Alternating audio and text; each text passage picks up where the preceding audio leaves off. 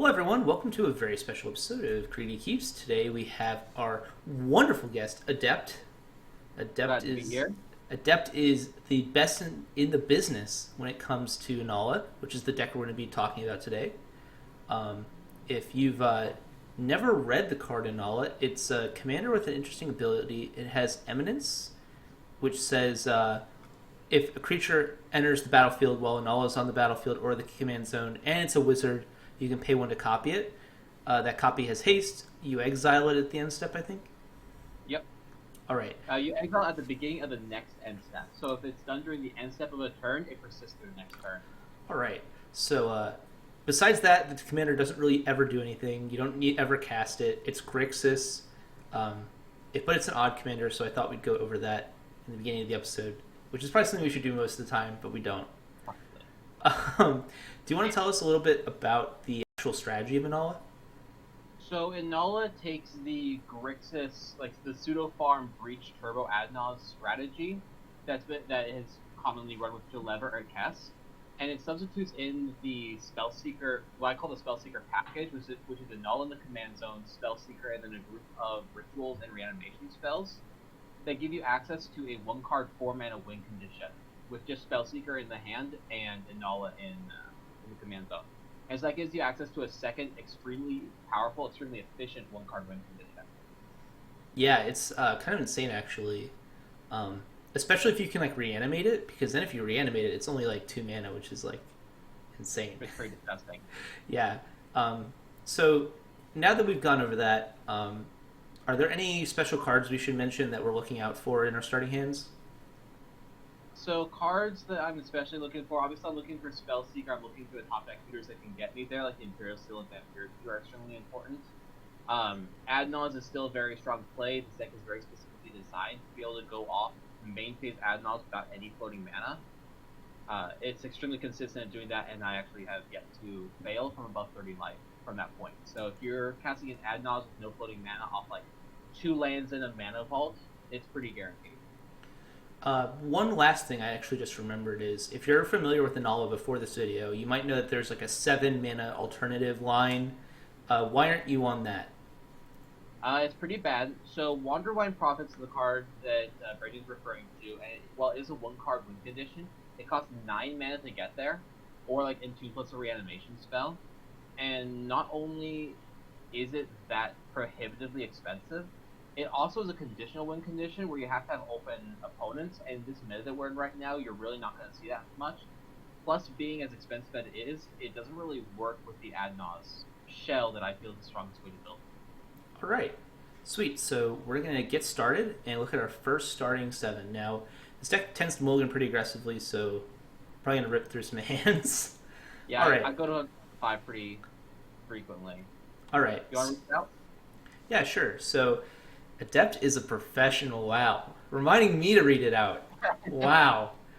So our starting 7 here has a Watery Grave, a Finale of Promise, a Mox Diamond, an Underground Sea, a Dramatic Reversal, a Diabolic Intent, and a Talisman of Curiosity. So what do you see when you look at this one? This is a pretty snap mulligan to me. This is a hand that kind of highlights the differences in mulligan between this and Faux-Farm, which is a very similar deck. Where, granted, I'm not very familiar with Faux-Farm, but I feel like this is a pretty solid keep in that deck, just because you have the turn 2 Timno with the Diabolic Intent. But here, because you don't have easy access to something to sack the Diabolic Intent, the Finale Promise is a real card in your hands. This is already a 6-card hand. The Dramatic Reversal is really only good post-Nas, so you're like looking at a 5-card hand here. So this is a pretty easy mulligan. All right, so we'll look at our second 7.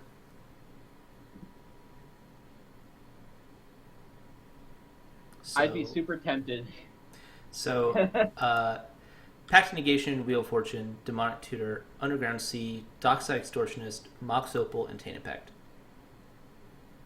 So, I would... So the chance of drawing a land off the top in 2 cards is about a 50-50. It's a little bit better. And generally keeping hands where you need to draw a land to play the game aren't great. Like if you draw a land, oh, I can actually cast spells now. But this isn't that. This is a hand where if you rip a land off the top, you actually just win. Because you get the Dockside, you get the Mox Opal, you have access to Wheel or D-Tutor. Like, you can do so much with this hand. So You I can would. you can actually like detutor for like I mean even like detutor for snap is like, and then you have tainted pact in a wheel, like it's not offensive, right? Like there's Yeah, like a this lot is of weird things you can tutor for. I don't know what you do. Can you tell me a little bit about that? so I feel like the win rate on this hand is actually like pretty crazy high. Looking at this, assuming you go like turn 2 dockside for 2, you play the Mox Opal.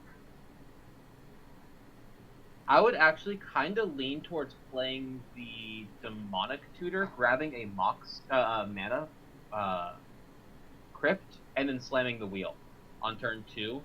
With a dockside on board, you have the Mox Opal with another artifact active. You have a fresh 7.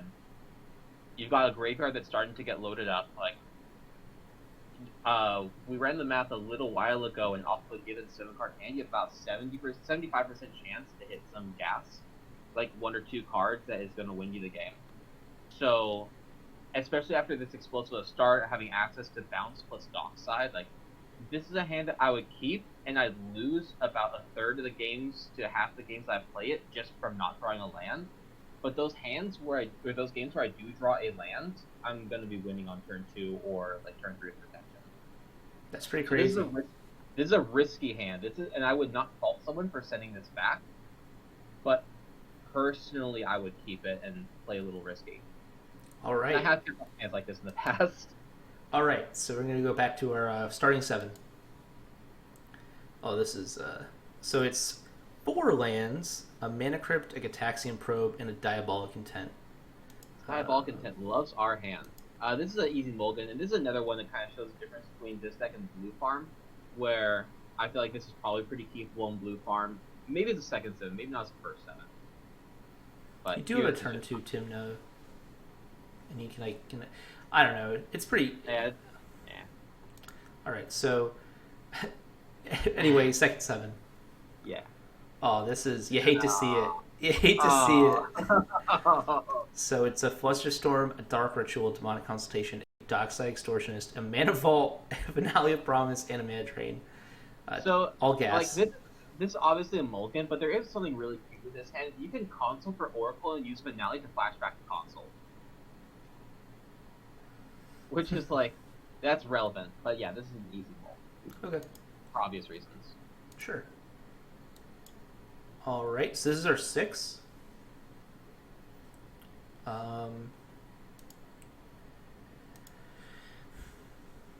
It's Chain of Vapor, Misty Rainforest, Flooded Strand, Gamble, Fellwar Stone, Mental Misstep, Shallow Grave. What do you think?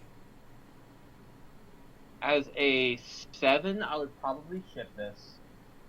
This is basically a guaranteed turn 3 win.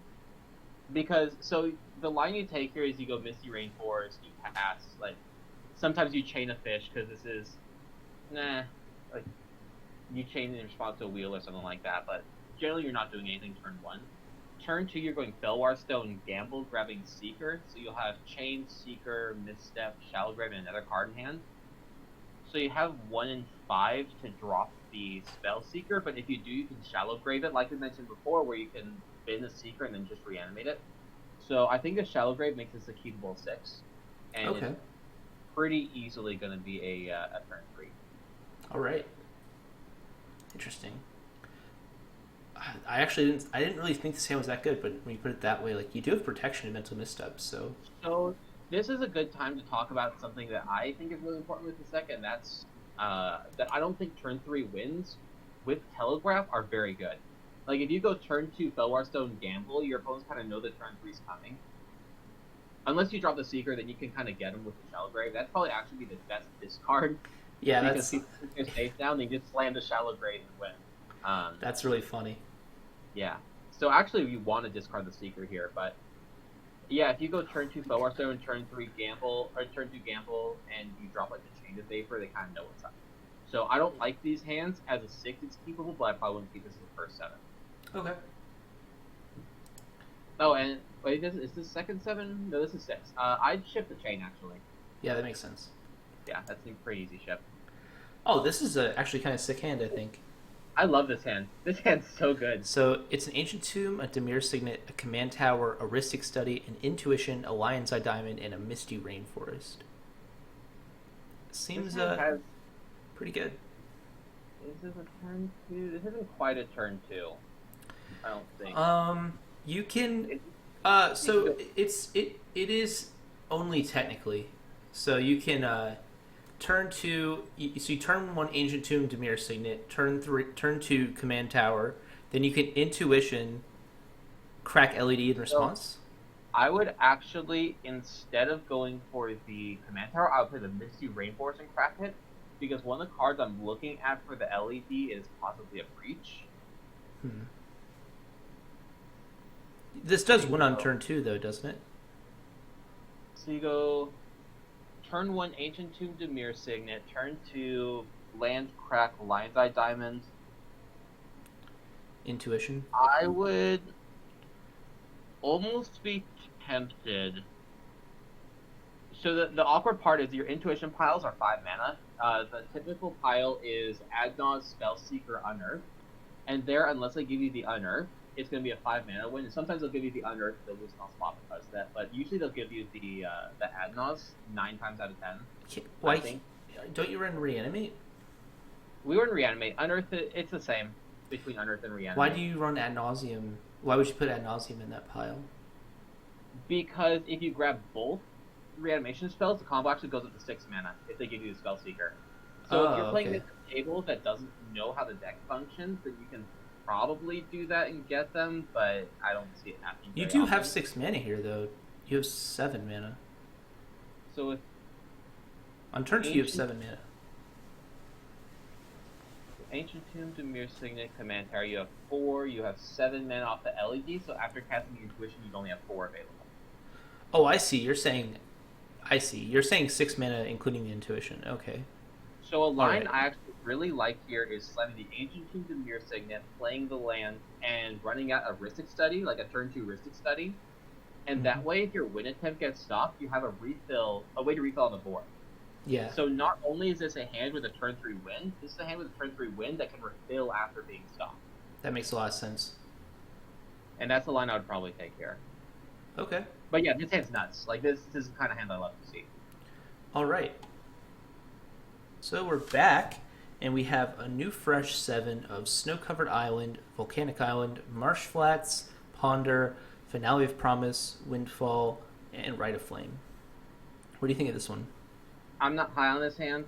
Maybe as a 6, I'd keep it. As a 5, this is probably a snap keep, but as a 7, I ship it back. Like, you can go turn 1 Ponder, you can look for something, you can go Rite of Flame, Windfall, but that's just not very strong. And then you're, like, winning on turn 3 sometimes. Yeah. All right, so a new second 7, Diabolic Intent, very popular in these hands. Lotus Petal, Tainted Pact, Reanimate, Exotic Orchard, Talisman of Dominance, and a Volcanic Island. Man, usually you want to see that intent after a NOS. That's what it's there for, is to help with win condensity after you land that. This is a mole. I don't like very much about this hand. Like, I've been playing around with aggressively tainted pacting more often, but it's not as strong here as it is in other decks.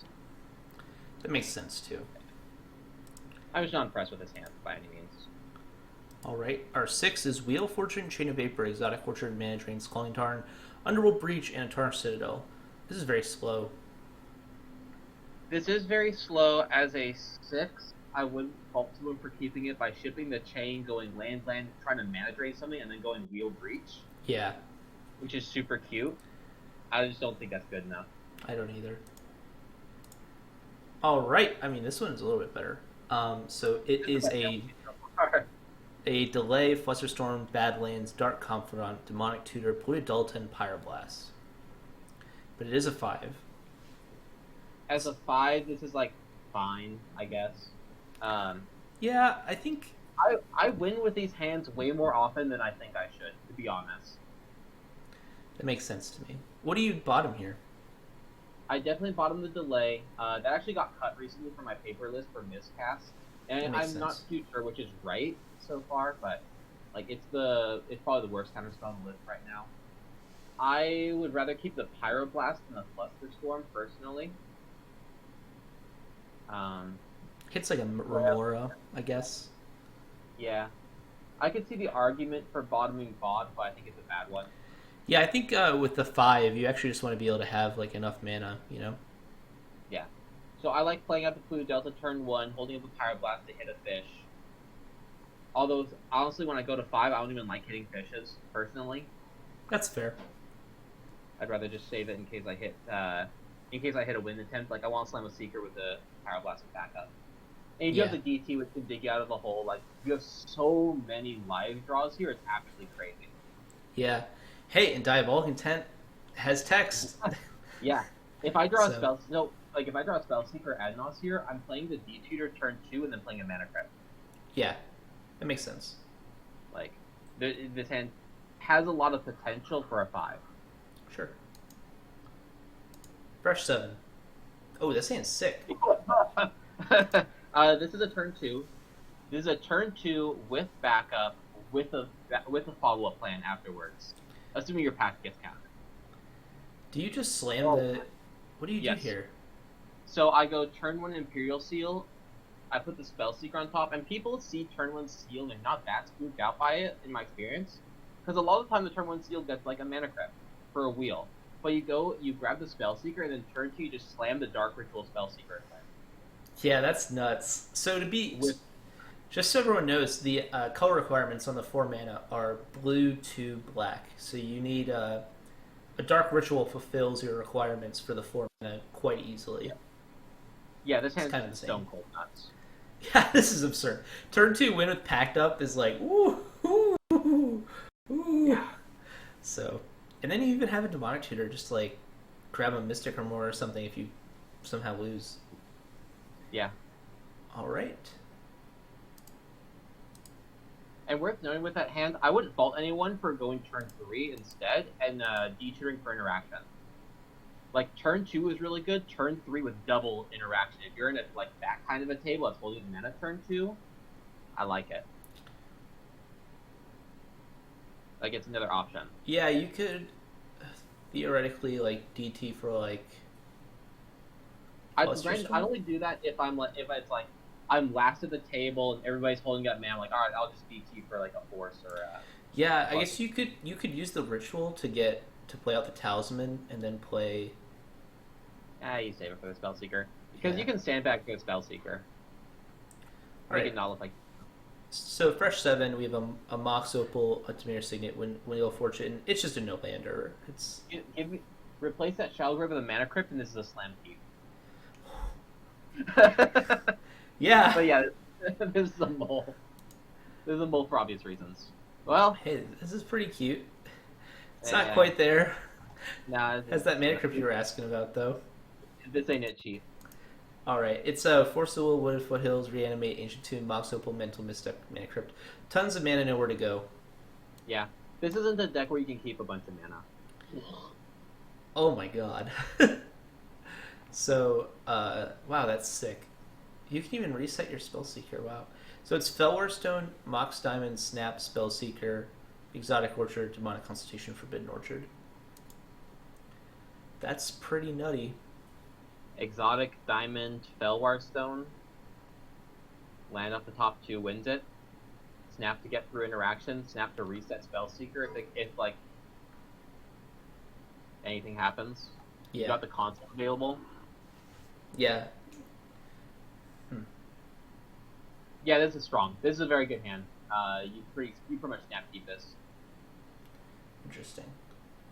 All right, let's call this our last 7. All right, make it a good one. This is not a good one. Not a good one. Snap. Yeah. It's not a snap keep, even though Snap's in here. Snap, Finale of Promise, Is It Signet, Spellwar Stone, 3 lands. Yeah, it's... We got a no lander. We can skip through this one. Yeah, it's a hype no lander, but it's a no lander. This one's kind of cute. It's a Demonic Consultation, an Unearth, a Mana Crypt, a Red Elemental Blast, a Simian Spirit Guide, a Chain of Vapor, and a Morphic Pool. This is our 6? This is our 6. I'm not a fan of it. I don't see a line. Well, there's Demonic Consultation for Spellseeker, Yeah, But but you hit your secret, your pieces yeah, like that. that's like one of the problems with this deck as a console deck Mhm. is you can't like just like, if you're playing Kenrith, right, or Ukima Khazar, you can just like fire off a demonic consultation, naming the B part of your A plus B, and in Kenrith you just dome people with 1,000 draws. In Ukima Khazar, you just like replay Ukima, and you replay Ukima a billion times. In this deck, like there's so many requirements to your combo, it's so many steps that you can't just fire off a console, which kind of sucks. Yeah, it's a downside to having such an efficient win condition. Like 1 mana or 1 card 4 mana win conditions are pretty crazy, but it does kind of augment the deck requirement cost. Yeah, sure. So this is a mull. Go to 5. Yeah, this is a mole. Ooh. It's Foster Storm and 6 lands. I've seen better 4s. I'd mull this. I'd go to 4. Oh my god, okay. That's really funny. It's like actually hilarious. This is such a decent 4. Yeah. This is a very interesting 4 because I don't think the gemstone. Like, even if you're not going first, I think you just need it. I think you need the cards. Yeah, you don't get to use it, right? Yeah.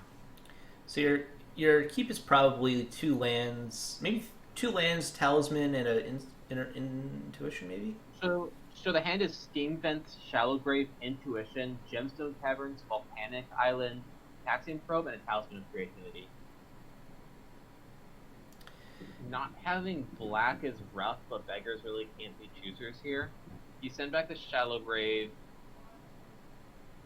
That's a great point. You send back the Volcanic, or you keep the Volcanic and the Steam Vent. I think you keep the Intuition. You definitely send back the Gemstone Cavern because at 4 you just can't afford to keep that card. You can't go to 3. Like, there's just not enough to do. There's a chance. No. Yeah, that's what you gotta do. Yeah. The question is between keeping a Taxian Probe or Talisman. The question is if a random card on the top is better than a Talisman. I think it usually is, so I keep a Probe. Oh, okay. That's interesting. I think a random card for the deck is better than a Talisman. Because it doesn't power out the Intuition path. Sure. All right.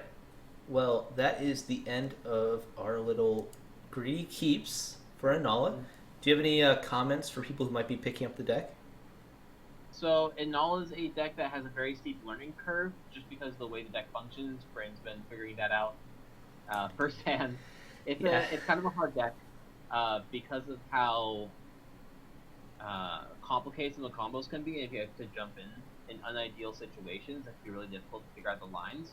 But if you enjoy figuring out those kinds of puzzles, if you enjoy having a set of parameters and trying to figure out a win within those, you get that from both the middle of the line Spellseeker combos as well as post. Yeah. So if you like solving puzzles, this is a deck for you. This is definitely an episode of Greedy Keeps I'm going to watch again and again, like which I've never had really happened before. There was one hand in particular, the one with the gamble, where I definitely would have mulled it, and I think now looking back, it was probably wrong. So I'm definitely going to go back and look at that hand. Now that I like have your perspective on the deck, it's pretty interesting. I think that one in particular, the Shallow Grave, makes it like keepable to me. If that wasn't a Shallow Grave or wasn't a reanimation spell, I probably would lean towards mulling it. But having the upside of, oh, I hit a Seeker, oh, they think I can't win, I can anyway. Yeah, which I really would not have thought of that. So it's really interesting. All right, Adept, we're gonna keep a link to the Grixis Mean Girls Discord so people can reach out to you about any questions they have. And I think you're like one of the more like senior members of at least the Inalla channel, right? I've been on there for a little while. There are a couple people that have been there longer than me, but I am always willing to answer questions. I love this deck. This deck's great. Yeah, this is the deck I've basically only ever seen Adept play until very recently. So, although I think you played Curious Control for a little bit, but this is like the deck I when I think of Adept, this is definitely the deck I think of. So I'm happy we could do this episode. Thanks for coming on. Glad to be here. All right, have a wonderful day, everyone. I hope you enjoyed the video, and I hope you learned something. Have a nice day. Thanks.